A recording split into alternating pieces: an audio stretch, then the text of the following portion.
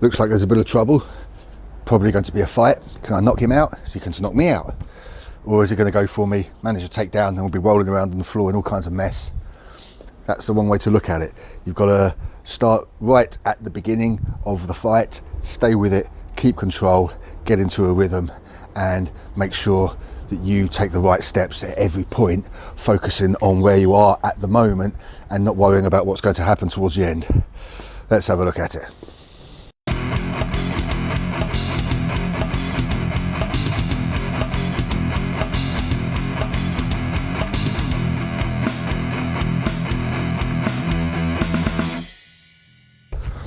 First, I must set a timer. When I don't do that, things go wrong.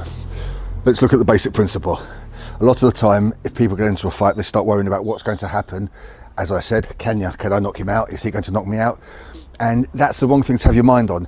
Start really simply, just become comfortable, and that's the main thing. Just get into it. You'll be moving around, evading, parrying, blocking, and hopefully putting in some attacks. But the main thing is you stay in control. You get comfortable in that rhythm where you're looking for attacks and you're making sure you're responding to them correctly, and you're staying in control. No wild swings, no losing control of your movement, and hopefully no moving in a wrong way, putting yourself in more danger. And it does mean getting into a rhythm. Must be careful not to be predictable in a rhythm, but it means you're in a rhythm, you're watching, and maybe parry, evade, slip, but you're not aiming for the end of the fight, and you shouldn't be to start with. Things do go wrong, and a lot of things happen by surprise.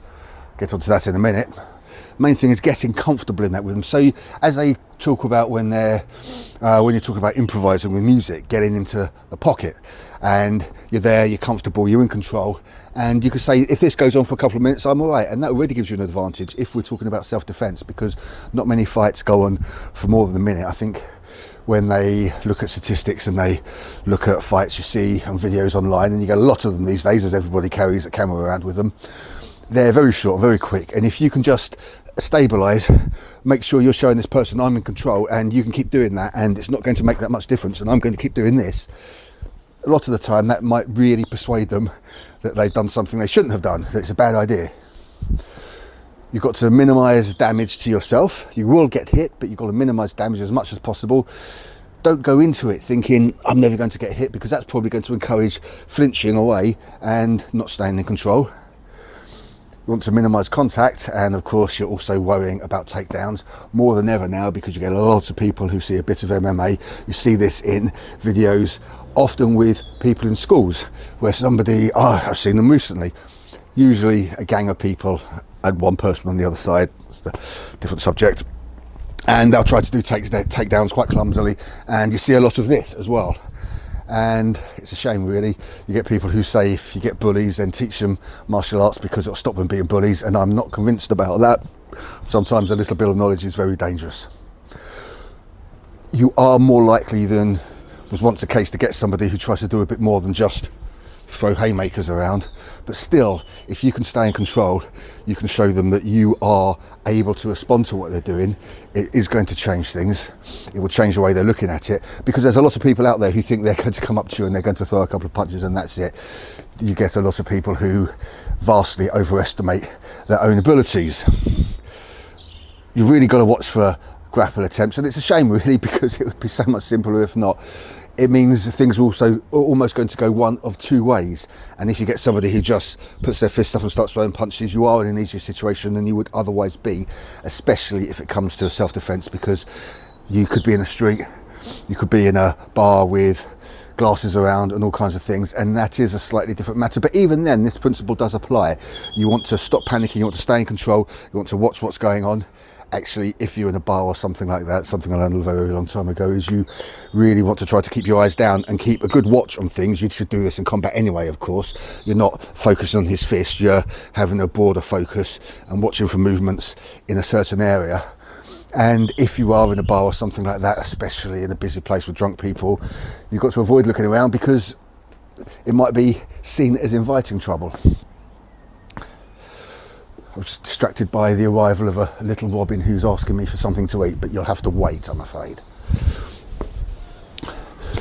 with grappling, you've got to try to respond to any takedown attempts. It's not going to be a very good one. A lot of people don't understand what they're doing, and you get a lot of people who just throw their arms around you, throw their arms around your waist, and that's not going to do very, very much unless they're really strong and you're not very heavy. You have to try to respond. You have to get a low centre of gravity, brace yourself against them. You probably can't sprawl. That's what you do in the ring, but you can't really do that if you're in a bar, and you don't want to do it if you're in the street unless you have no choice. But there's a lot you can do other than a full sprawl, of course. You keep your soles of your feet on the ground. You can still change the centre of gravity, get your hips far away. Really, that'd be a subject for another video. But you must be aware of it. Hopefully, a lot of the time, if somebody's coming for you like that, you can just divert. So they're pushing you this way, you can just divert. You don't even have to throw them, just throw them away from you, which doesn't have to be that difficult, and you can stay on your feet when doing it. I think it's fair to say that most often, if you get a fight in the streets, people aren't looking to go down. That's normally what happens when they start panicking. And that might happen if you start showing you can throw punches at them, they're not going to hit you, and they start realising they're at a disadvantage in striking, then perhaps it's going to increase the chance. So you've really got to always be aware, ready to move back, just as you are avoiding blows. But still, you're thinking about staying okay, staying comfortable and staying in control in the fight, and not some dramatic way to end things quickly.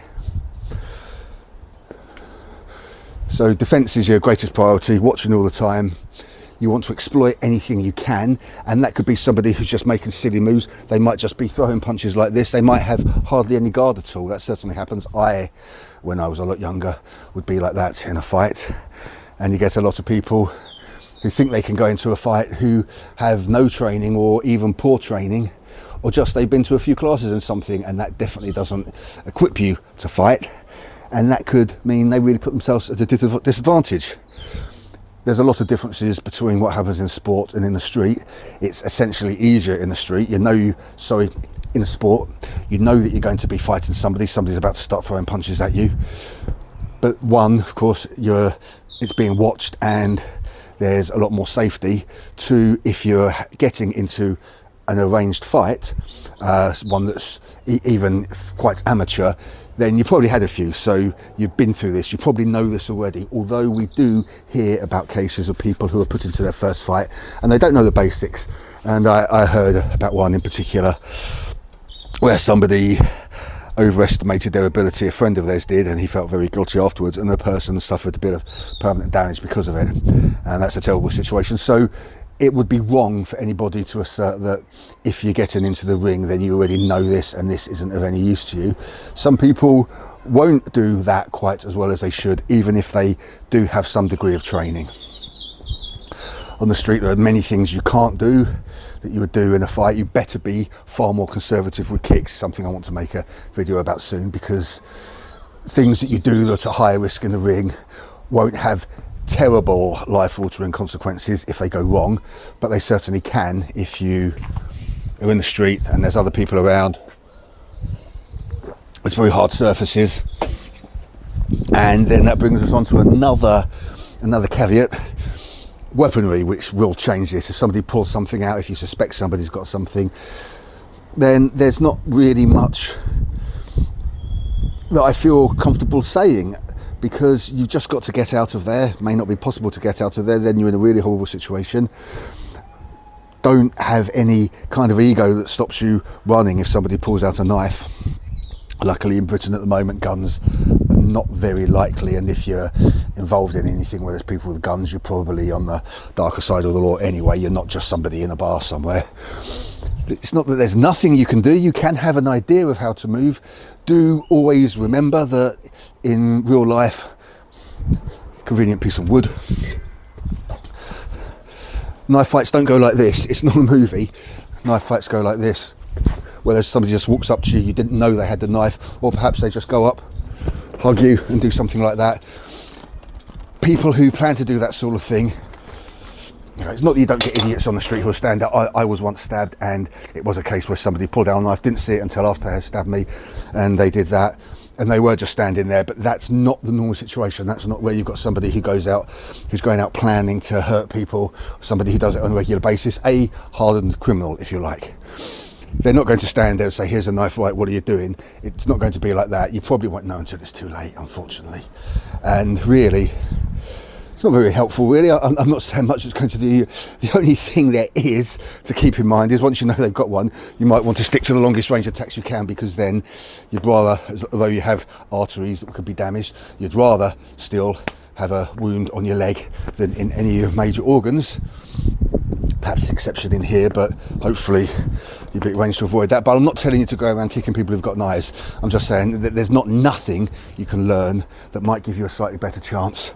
But there's not a lot, and this is cliche. It's something I've talked about in a video before. Really, your responsibility began with not being in a place where that's going to happen to begin with.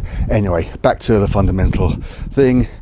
You want to, once you are comfortable, once you know that you are on a level ground, as it were, and you can stand there and there's punches coming at you, no problem, I can handle that, I can move around, keep him moving as well, make him follow me, then you're in a situation where you can start looking for a few things to allow you to win. You might be wearing him down. It's probably not going to be very long. If you get a situation like that, especially if you're in a bar or something, you're probably going to have bouncers, doormen, or perhaps staff doing something about it before you get far. So you're definitely not going to have 3 rounds and then have a bit of a rest. It's not that sort of thing. I'm not suggesting you're simulating a professional or semi-professional fight in the ring, but you've got to keep your wits about you and stay in control, and then you've got a chance to look for things that you can exploit and take advantage of it with things that you have trained, but not relying on 1 or 2 things. So it's always good to have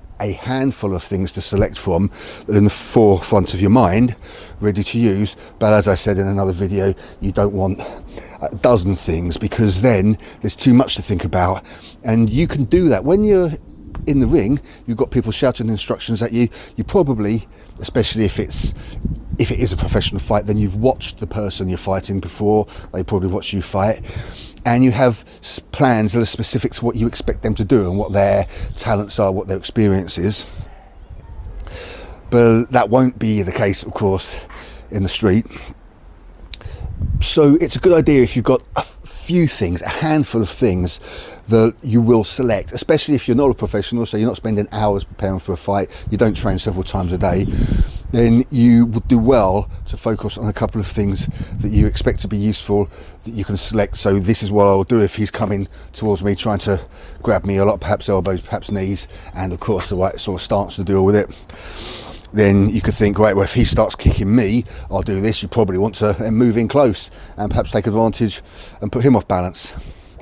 And then you want to think about what you're doing if he's throwing punches quite wildly, or if he has a little bit more experience. Although I generally think, especially assuming that you're a pretty decent person, if you're getting in a fight with somebody, it's not somebody who's going to be well trained. It's going to be somebody who's got an ego, who's a bit of an idiot and thinks he can do more than he can. At least, perhaps I'm being optimistic, but I would like to think that people who are well trained don't go around acting like arseholes. But who knows? There are always exceptions. What you do about this is train in sparring as much as you can. Of course, it's always better with another person, and then it should be almost routine for you to get into the situation where you're just looking for attacks. It depends on what you're doing, because some people, when they say sparring, they essentially mean fighting, and it's going to do you good probably, but there's only so much you can learn, because you might already be in that fight, in what's supposed to be training, and you're immediately thinking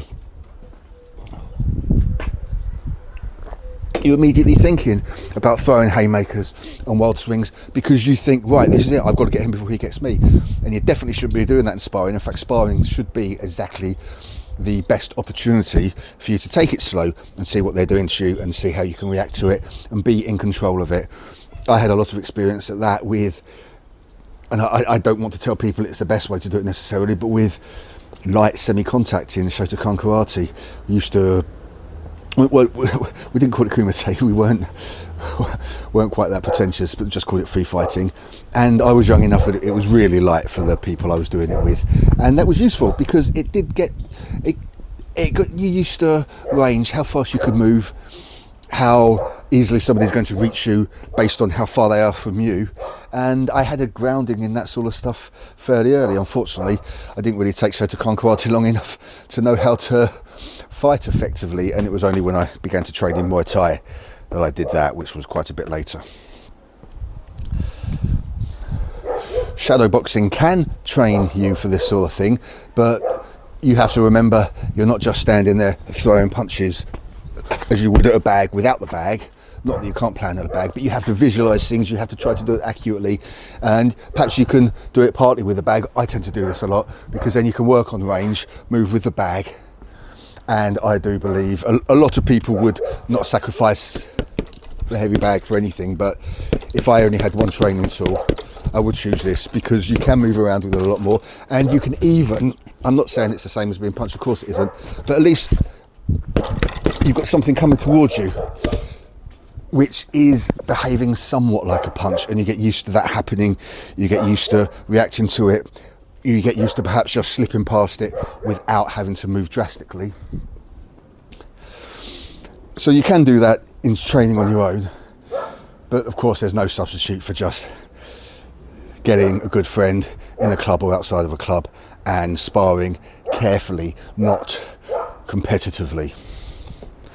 I think that's it. Had the timer on, 15 minutes, better than I often manage. I made this video last week. It was way too long. I was happy enough with the way I was presenting it, and that's part of the whole point for me. It's learning to speak clearly on the video and keep things roughly coherent.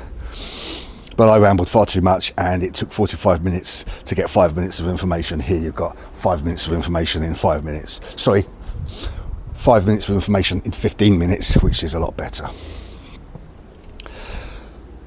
I am having a problem with YouTube at the moment. I have never expected to have a hugely successful channel, but I have had videos, multiple videos with thousands of views and a few with quite a few thousand views, but I'm having trouble getting more than 50 or 60 at the moment.